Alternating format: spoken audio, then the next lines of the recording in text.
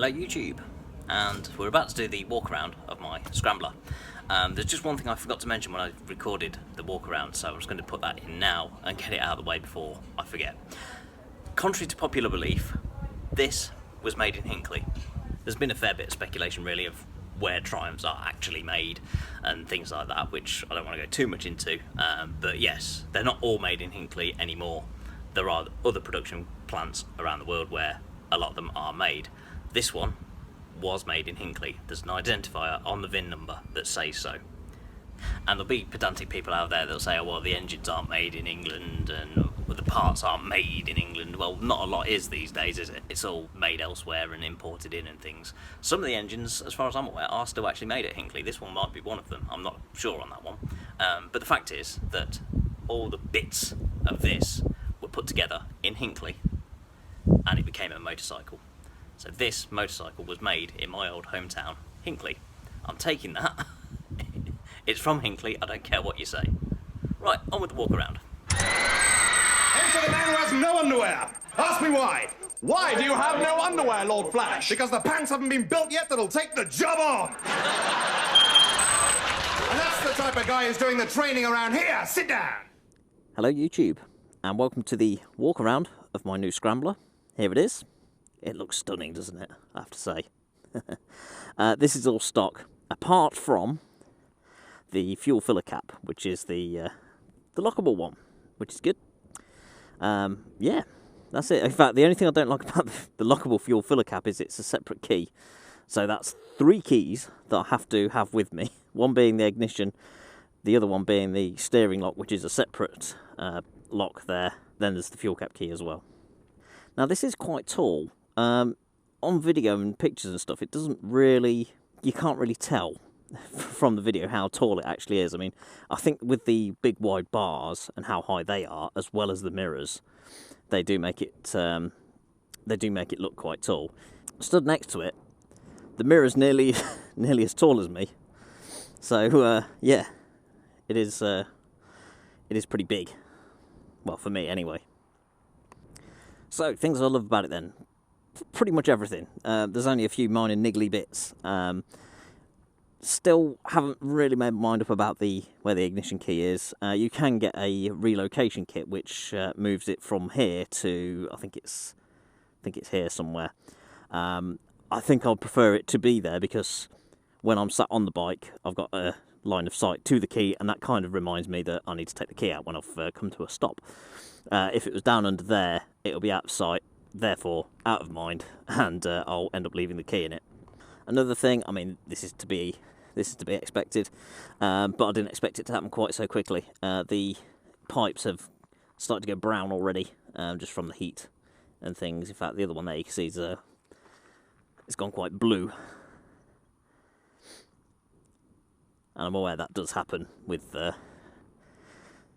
these things, but yeah, I thought it would happen not quite as soon as this, but oh well. One of the things I think I will be doing at some point will be getting a tail tidy, so it can tidy all the backlight and stuff all up under the seat and have the number plate a bit further back. Something a bit nicer looking, I think. I do quite like the look of that as it is a standard. I mean the line goes quite nicely around the end of the pipes there. And around there, it does look quite good like that. But yes, I'll probably get a tail tidy and see if it's any better. But I'll probably do that at the same time as changing the exhaust, because that'll obviously disrupt the line, and yeah, the exhausts just look like they're sticking out ridiculously far. So I'll do that probably around about the same time I change the exhaust, whenever I can afford to do that. Obviously, the popular exhaust upgrade option is the Arrow. I will probably go for something a bit cheaper. There are other alternatives on the market that I've been looking at, so might be going for something else. We'll see what I prefer the look of, and the sound, of course. And the only other annoying thing I've found is with the fuel light. Obviously I can't really show you because it's got plenty of fuel in it at the minute, but once it gets to about 130 miles on the trip, the fuel light comes on, but it doesn't stay on. It's very undecisive. It comes on, and it'll be on for a few minutes, or if that, 30 seconds, something like that, and then it'll go off again, and it'll stay off for a while, and it'll come back on again, and go off, and so on. And I haven't yet been brave enough to keep riding it until it stays on constantly. I will probably have to do that reserve fuel challenge on this and just see how far it actually does go, because then I will probably rely more on the trip computer rather than the fuel light. But yeah, other than those little niggles, I love it. I really do. One thing Bearded Biker said in his little review of this was about the chunky foot pegs. They are quite chunky. He doesn't like them, but I think they fit quite well with the sort of ruggedy looks that it's got. It's beefy, and them foot pegs fit that look. So I'm tempted just to keep them the way they are. I don't think there's anything wrong with them. I might get some shorter stemmed indicators, because these do stick out quite a bit. I mean, it's not... let's go straight in the bars.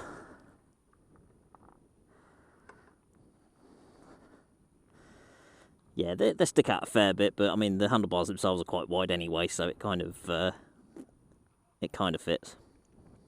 But yeah, I might be tempted to get some something with a bit of a shorter stem. Maybe some different styled ones. Mirrors.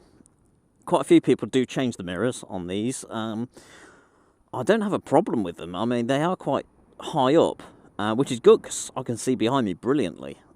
So I'll be tempted not to touch the mirrors. But I think for the looks and things, cosmetically, I would certainly change them for maybe some bar end mirrors, some sort of rectangular ones that come out of the bar and sort of over the top of your hand there. I think that's the sort of thing I would go for. The handlebar themselves, they are quite wide, but I don't think I'd change them really. Some people put flatter bars on. I quite like the way they are. It gives me a nice riding position. Obviously being short, having the bars raised up the way they are, like so, it does help with the riding position, I think. Maybe something a bit narrower, but I wouldn't change the height of them or anything like that. A few other changes that I'm tempted to do. I think I will certainly get rid of the standard brake fluid reservoir and go for like a black one, a CNC machined one that they do, or something like that. That'll look a bit better. And yeah, you can get chrome cam covers and things, but I think there's plenty of chrome on this, certainly for my liking. Don't want too much stuff to polish. I'm quite happy with the amount of chrome. So I think, yeah, like the cam covers and the crank casing and things like that, I'm happy with them as they are. I was surprised with the chain guard as well, actually. All the bikes I've had have had a cheap, crappy plastic chain guard, but this is a metal one. It's solid. On my GPZ, it flops around all over the place if you wobble it. There is an option for the auxiliary socket being put on this. I'm not sure where it goes. I think it goes down here somewhere, I think, or is it round here? I'm not sure. But that's certainly something worth having, because I'll be able to charge stuff up on the go, things like that. The other little upgrade I'll certainly look at is changing the fast idle knob there, the sort of fake choke.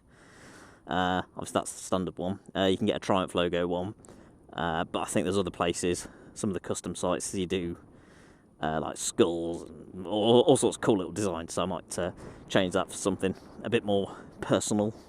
And I'm also thinking about the headlamp grille, just for the that whole sort of off-road ruggedy look. Not that I plan on taking this off-road at any point. Maybe later, I don't know. But yeah, I think the headlamp grille will look quite cool. So there we go, 477 miles.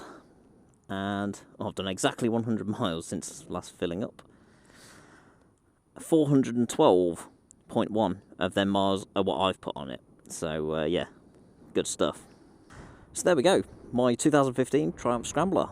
If you follow me on Instagram, you'll be seeing plenty of photos uploaded on there, because it is very photogenic, so I'll be taking photos of it at every opportunity. So you can follow me on there, links are in the description.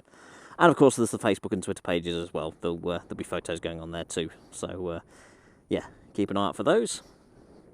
Anyway, thank you all for watching, ride safe, I'm going to go and enjoy this bike some more. See you next time. I'll avoid going on any bumpy roads, because his side stand is held up with some wire. So yeah, hopefully the roads won't be too rough, it will bounce it loose.